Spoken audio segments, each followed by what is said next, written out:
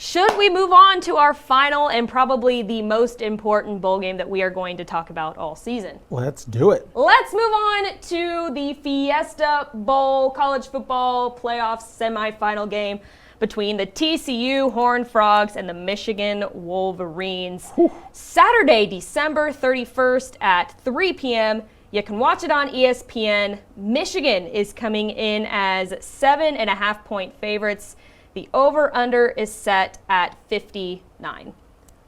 This one is tasty. Yes. Very, very tasty. Craven and I talked about this a little bit last week. Okay. When we did the recap show on Sunday, which you were not in part of. Mm-hmm. I'm just kidding. Wow, damn. I'm kidding. I'm totally kidding. I just wanted to throw a shade at you. I was doing volunteer work, ma'am. Oh, making me feel terrible for not being on there. Anyways, we both agreed that I think TCU losing the Big 12 championship might have been the best thing to ever happen to this team. Matchup-wise, yes. Yes. Because Michigan is undefeated. They're 13-0. They beat a pretty bad Purdue team, I guess. I mean, they're fine. They're best in the West, but they beat the way the Big Ten Purdue. set up, that was just a bad situation. I hate Yes. the divisional setup. Purdue should not have been in the title game. Right. Yeah. So they have not had the chance or the opportunity. They have not lost this year. Sure. TCU has. TCU knows the feeling. Do you think that's going to be enough to push this TCU team over a really good Michigan squad? I don't know if that would be enough. But I'll put it this way. I do think this was the most favorable matchup for TCU. Yeah. They would have got squashed by Georgia. Yep. This defense would have got torched by Ohio State.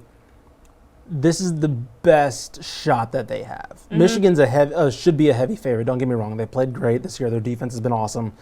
Offense has been here, and they basically haven't lost games on offense, Right. which is more or less what they need to do. But that's kind of the recipe to what I think TCU, if there was an avenue, it is to maybe get behind this defense, right? And Yeah. then make J.J. McCarthy have to throw the ball a little bit more.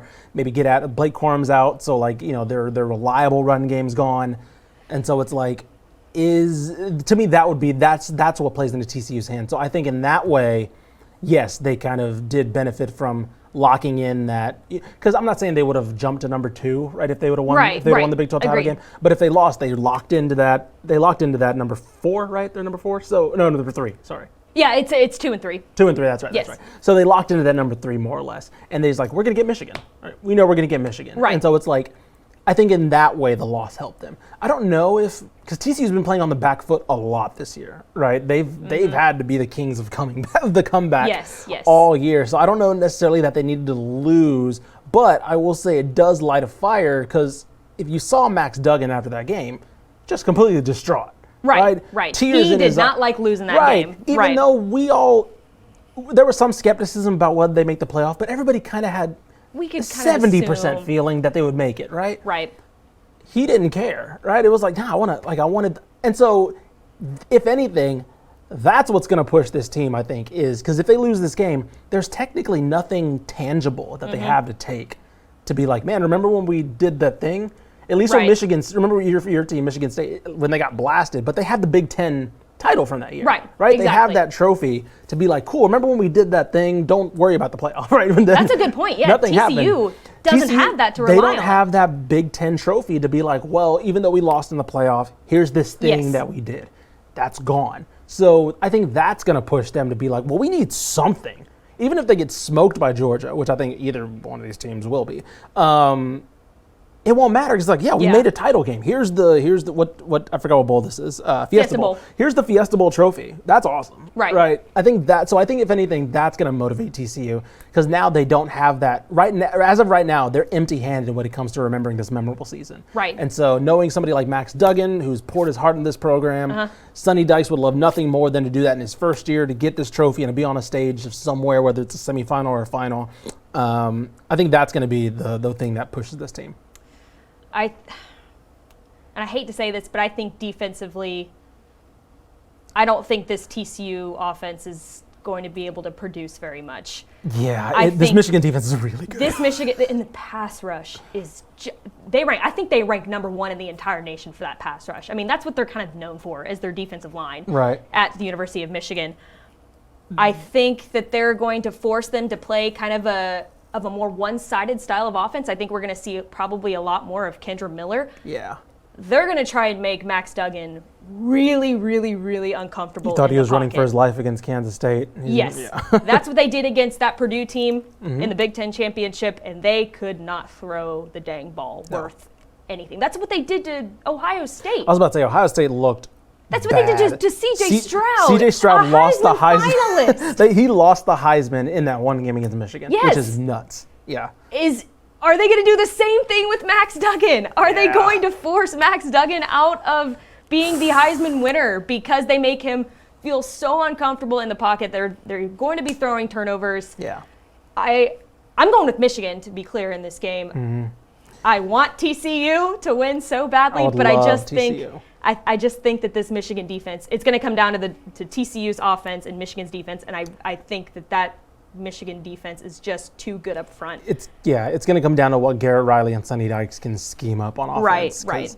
This defense, again, Michigan's offense isn't explosive, right? As we saw when they started that Ohio State game, J.J. McCarthy was missing open throws, and it was way off with no Blake Corum again, but they're good enough to. They're not going to beat themselves, right? J.J. McCarthy's not going to turn the ball over. No. They're not going to fumble, things like that. They're not going to be the best to watch, but they know that you're not going to turn the ball over, and they're going to put up at least 24, right? Especially against this TCU defense.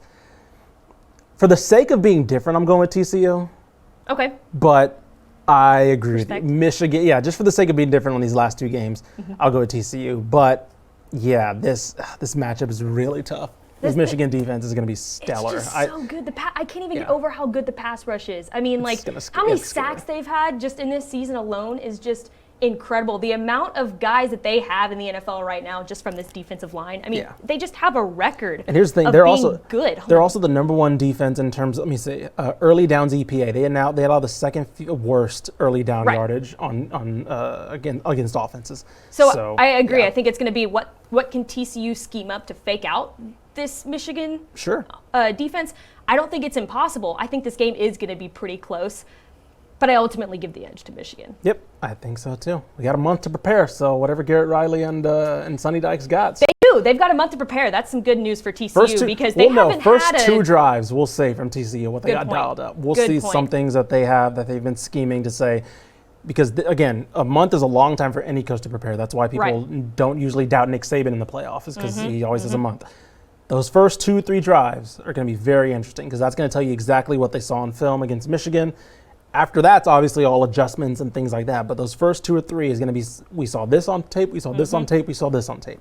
We'll see what can happen. And TCU hadn't had a bye week. I think they had their bye week super early. It was really early. Because that was one of the things that we have kept talking about over and over with this team is how impressive they've been able to stay healthy throughout this whole incredible run that they've had. And they had a bye week early on in the season. I think it was week 2. Right. So now that they have a whole month to prepare, man, I wouldn't be surprised if I saw Sonny Dykes scheme up something good enough to come out and just fake this whole Michigan team out. I want that to happen, by the way.